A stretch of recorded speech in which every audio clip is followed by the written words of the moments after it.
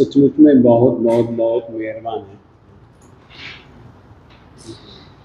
ठीक है, कारण विशेष से छुट्टी करनी पड़ी तो वो बात जुदा है, परंतु यूं परमात्मा ने जब से कार्य प्रारंभ कराया तब से लेकर के अब तक लगभग अपना यह भक्तामृत स्तोत्र का क्रम चालू रहा है। इसके पहले भी मैं भक्तामृत स्तोत्र देता था और इसके बाद जो क्रम मेरा टूट गया है, यानी कि त्वत्संकथापि जगतां दुरितानि हन्ति, तो परमात्मा की संकथा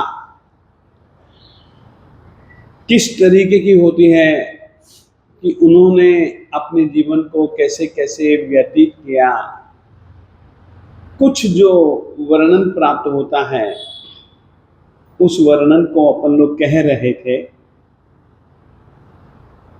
कुछ देवादिदेव परमात्मा की जिंदगी की कहानियां बहुत जबरदस्त हैं, बहुत जबरदस्त यानी कि बहुत जबरदस्त है। छोटी सी कहानी कहना चाहूंगा, छोटी सी परमात्मा आदिनाथ स्वामी जी की ही जिंदगी की एक कहानी है। दीक्षा ले ली, इनके 100 बेटे थे, 2 बेटियां थी। अब क्या है कि कुछ जनों का व्यवहार ऐसा स्नेह भरा, प्रेम भरा पाकर के इन्होंने कईयों को अपना बेटा मान रखा।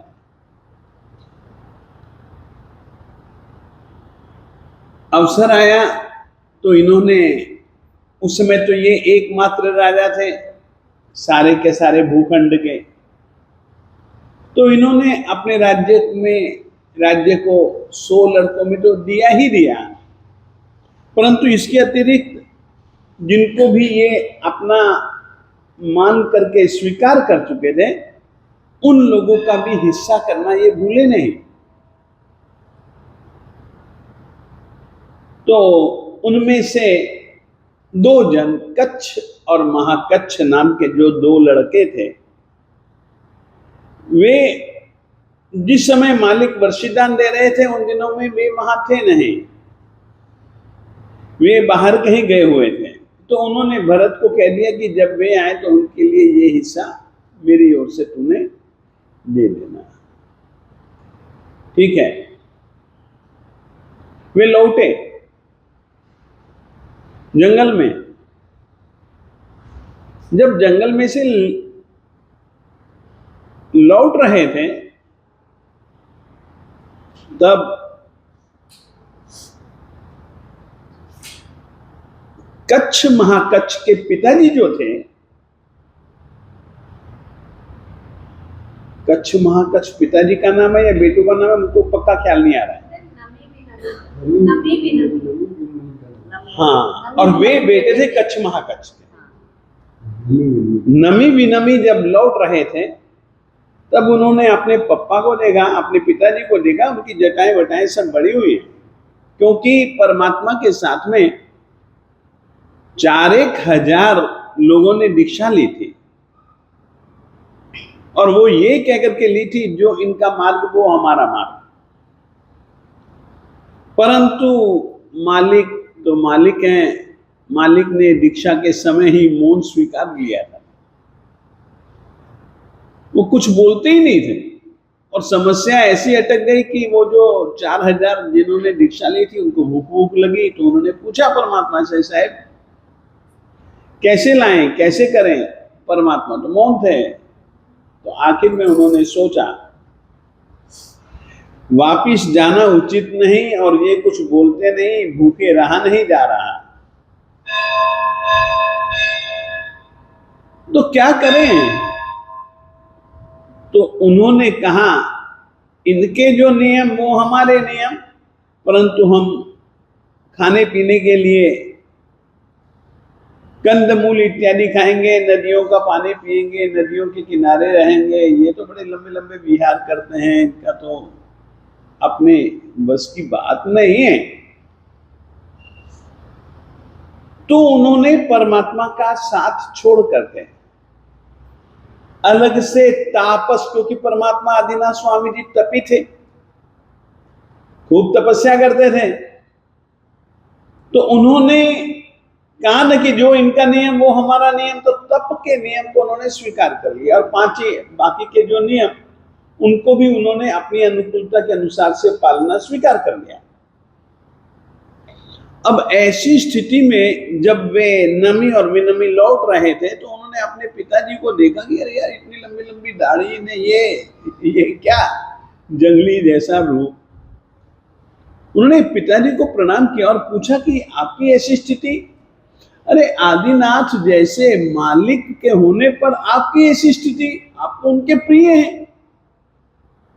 उन्होंने कहा उन्होंने तो सब छोड़ दिया और तुम्हारे लिए वे रख करके आए हैं। उन्होंने कहा ऐसा की तैसी, हमें भरत से नहीं लेना।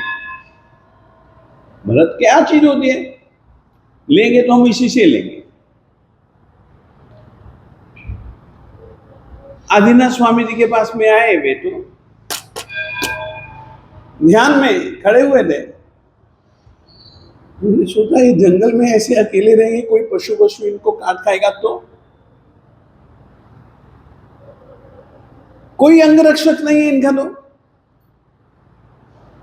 कोई, ये इतने बड़े महाराजा होने पर भी इनके पास कोई सेवक नहीं है।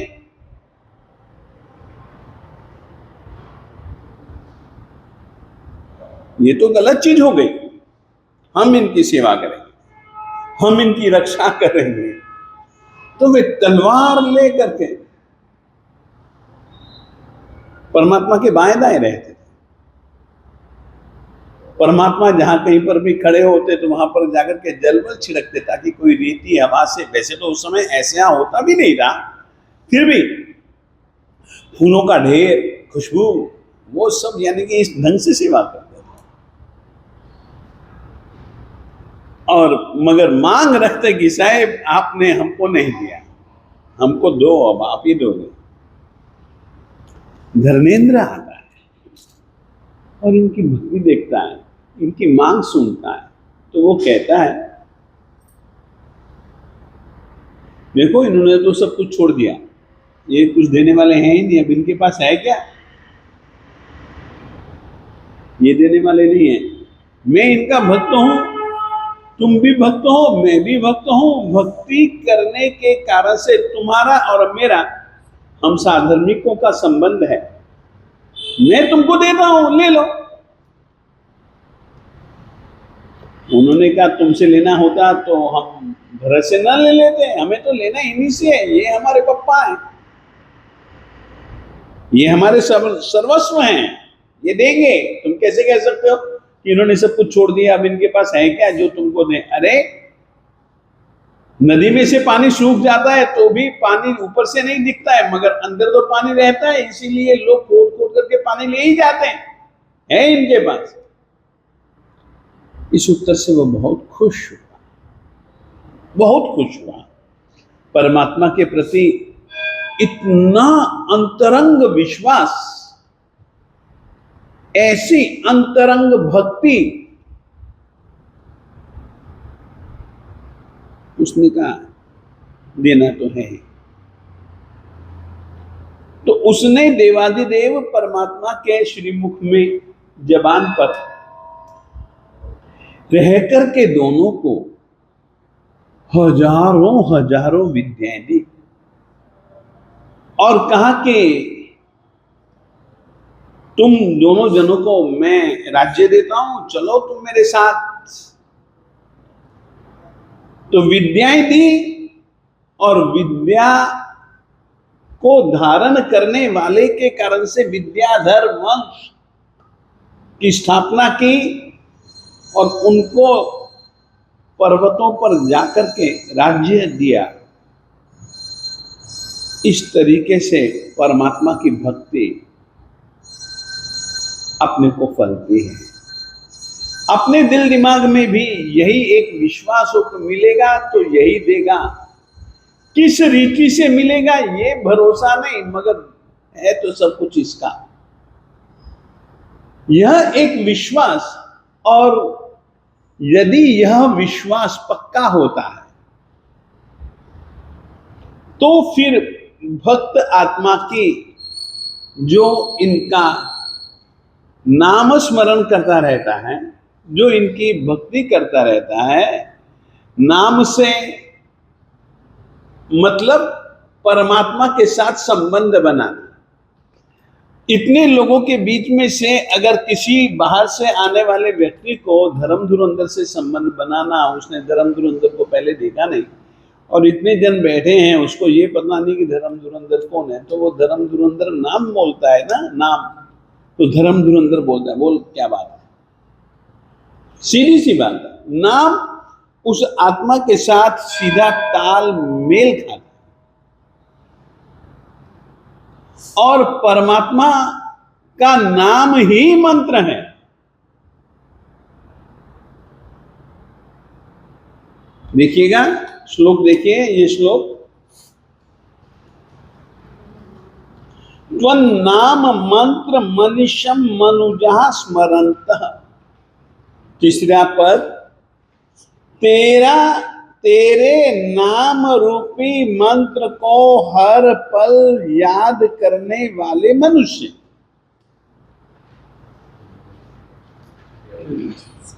त्वं तेरे नाम रूपी मंत्र को अनिशम सततम हमेशा याद करते हुए, याद करते रहने वाले मनुष्य सद्य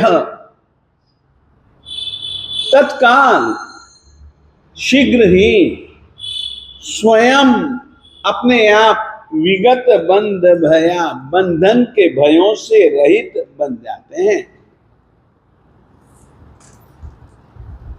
बैठा अच्छे ढंग से। तेरे नाम रूपी मंत्र को हमेशा याद करते रहने वाले आदमी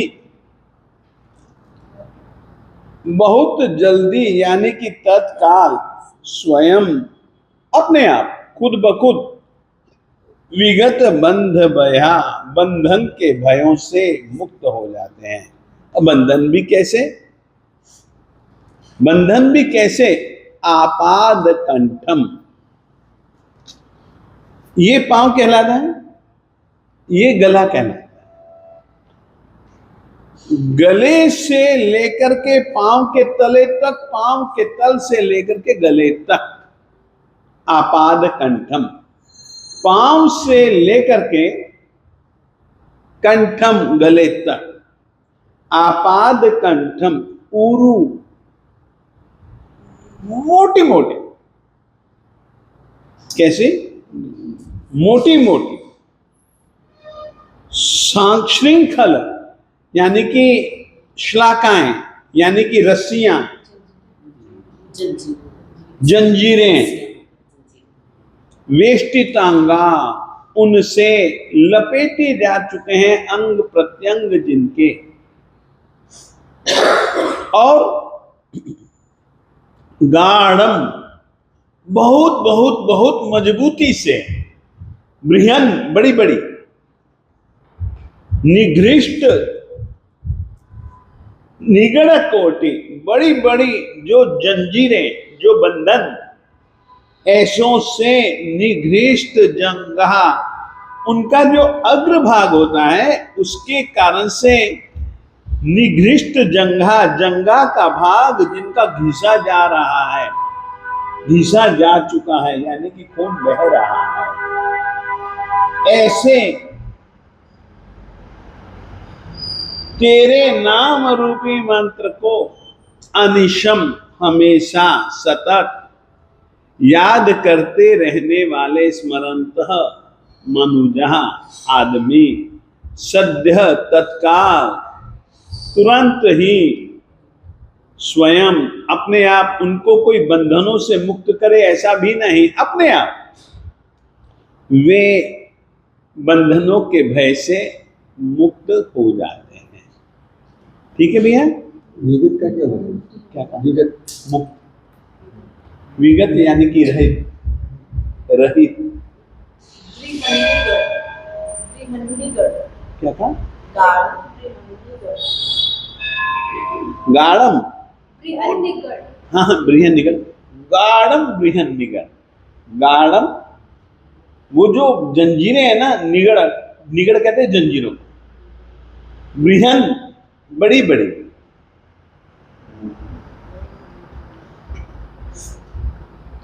वो के निकट बोले। हाँ उनके अग्रभाग से, और वे बड़ी बड़ी हैं, कई हैं, उससे जंघा, जंघा बहुत कोमल हिस्सा होता है शरीर का, ये वहां पर जब वो थोड़ा सा भी हिलते हैं तो उनका जो अग्रभाग है ना जंजीरों का, वो चुभता है, कंटीली है, तो ये है इसका अर्थ।